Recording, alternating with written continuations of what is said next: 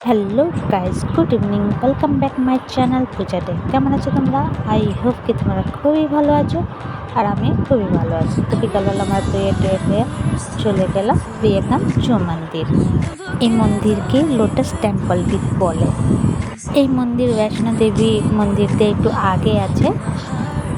প্রিয়াকান্ত প্রিয়া মতলব রাধা, কান্ত মতলব কৃষ্ণ। তো এইটা প্রিয়াকান্তের জন্য রাখা হয়েছিল এই মন্দিরটা। এই মন্দিরের চার কোণাতে ভগবান শিব, শঙ্কর, ছোটো ছোটো একটা মন্দির বানা আছে, চার কোণাতে চারটে। আর এটা হচ্ছে গুফা, ভিতরে গুফা মতো। তো গুফা ভিতরে কৃষ্ণ যত ছোট দিয়ে বড় সব আছে মূর্তি। তো এই যে দেখো, এই মন্দিরের উঁচাই লম্বাই 125 ফিট আছে। অনেক বড়, অনেক সুন্দর মন্দিরটা। এই মন্দিরের নির্মাণের জন্য মাকারানা রাজস্থান সংগমারকারী নির্মাণ হয়েছিল। এই মন্দির নির্মাণ করার জন্য 2007-এর মধ্যে কথাবার্তা চলছিল। স্টার্টিং হলো 2009, আর মানতে লাগলো 7 বছর। 7 বছর পরে এই মন্দির এত সুন্দর বানিয়েছে দেখো, কৃষ্ণ লীলা। তো এই যে গোবর্ধন পর্বত ধরে আছে কৃষ্ণ ঠাকুর।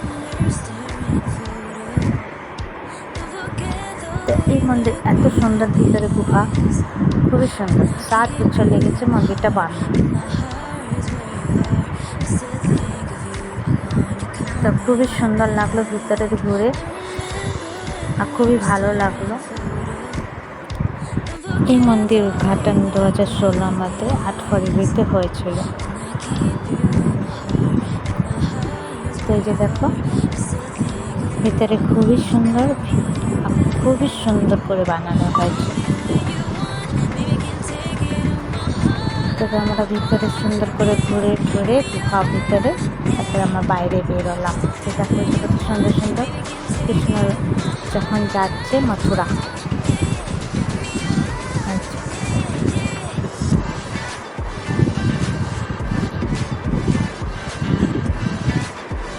আর এইখানে দেখাচ্ছে কংস মামাকে মারছে কৃষ্ণ, বলরাম হচ্ছে সুদামা।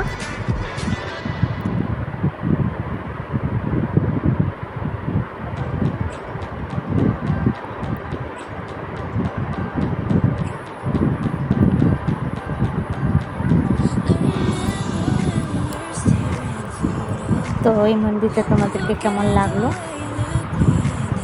একটু কমেন্ট করে জানিও। আমার তো খুবই সুন্দর লাগলো, খুবই ভালো লাগলো। আর চেষ্টা করেছি পুরো ভিডিওটি তোমাদেরকে দেখানো। তো এই যে, তো এখান দিয়ে আবার প্রিয়াকান্ত জু মন্দির দিয়ে বের হয়ে আমরা চলে গেলাম রাধা কৃষ্ণ মন্দিরে, यानी कि প্রেম মন্দির। তো এখানে গুফা দিয়ে বেরোয় আমরা একটু বাইরে ঘুরলাম, একবারে প্রিয়াকান্ত মন্দিরটা দেখলাম। দেখে তবে আমরা বের হয়ে গেলাম প্রিয় মন্দিরের জন্য। তো প্রিয় মন্দির সন্ধ্যার সময় ভালো লাগে দেখতে, কারণ একটু লাইট সিস্টেম থাকে। তো এখানে বাবুটা একটু খেলা করলো, একটু এনজয় করলো। আমরা সবাই একটু বসলাম।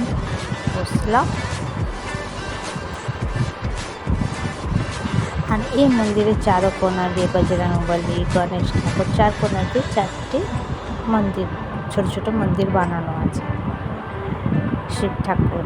তো দেখো কত সুন্দর। আর দু সাইড দিয়ে দুটো এরকম ঘাট আছে, ছোট ছোট নদী। তো এই যে দেখো, এই যে ঠাকুর। তবে আমরা চলে গেলাম প্রিয় মন্দির এখান দিয়ে। এই যে দেখো প্রিয় মন্দির।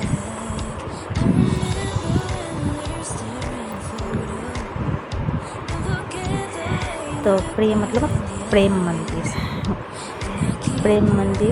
তো এই যে প্রেম মন্দিরে आरती स्टार्ट হয়েছিল। তো এই যে 3 বার কি 7 বার পরিক্রমা ছিল। এই মন্দির রাধা কৃষ্ণ রাম সীতার জন্য সমর্পিত আছে। এই মন্দিরটি বালুজি মহারাজ বানিয়েছিল। যতটুকু জানি এই মন্দিরটা 54 একর জমিনের মধ্যে বানানো হয়েছিল।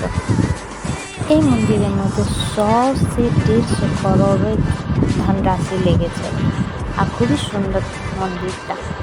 এই মন্দির বানানোর জন্য 11 বছর দিয়েও বেশি লেগেছে, মানে 11 বছর দিয়েও খুব বেশি লেগেছে এই মন্দির বানানোর জন্য। 2001-এর মধ্যে কৃপালুজি মহারাজ একটা ইটা রেখেছিল, আর এটা বেনে তৈরি হয়েছে 2012 মধ্যে। এই মন্দিরটা সংগমরমর পাথর দিয়ে বানানো হয়েছে আর দেখতে এত সুন্দর রাত্রির বেলা তো আরও সুন্দর লাগে দেখতে। এই মন্দির বানানোর জন্য হাজারোটা মজদুর লেগেছিল, অনেক দূর দিয়ে এসেছিল মজদুরগুলি, আর খুব সুন্দর করে বানানো হয়েছিল। আর এখানে এত ভিড় ছিল কি বলি, অনেক বেশি ভিড় ছিল প্রেম মন্দিরে। আর এটার মধ্যে ঝাঁকি, এত সুন্দর ঝাঁকিয়া ছিল, মানে কৃষ্ণর যত লীলা সব ছিল। যে দেখো এই মন্দির 125 ফিট উঁচা, 122 ফিট লম্বা আছে। তো এই যে দেখো শেষনাগ, এই শেষনাগের মধ্যে দিয়ে রক্ত পড়ে। তো এইটা সন্ধ্যার সময় দেখা যাবে, সকালবেলা তো সব লাইটিং সিস্টেম থাকে না। তো এই যে দেখো শেষনাগ, এই যে দেখো রক্ত পড়ছে, পাটি তুলছে। তোমাদের কৃষ্ণের যত রাসলীলা চলছে, ঝাঁকি।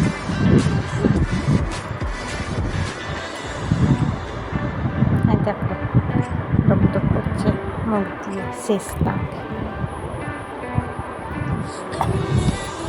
তো এখানে আবার আমরা সবাই একটু ফটোশ্যুট করলাম, একটু ভিডিও করলাম। তারপরে এখানে 2-3টা বই নিলাম, রাধাকৃষ্ণ বই। এই যে দেখো বইগুলো, দেখো রাত্রির বেলা।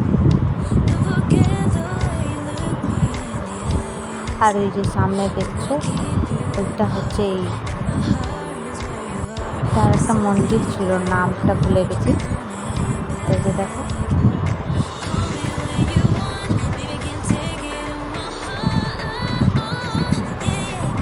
আর এত ভিড় ছিল, এত মানুষ বলে। দেখো জল পড়ছে কত সুন্দর, গোবর্ধন পর্বত ধরে আছে,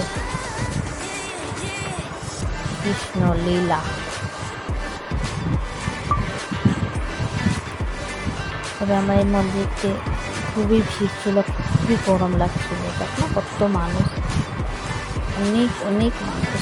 আর রাত্রিবেলা লাইটিং এত ভালো লাগছিল দেখতে, খুবই সুন্দর লাগছিল। তারপরে গেলাম একটু ভিতরে, দেখো ভিতরে কত সুন্দর।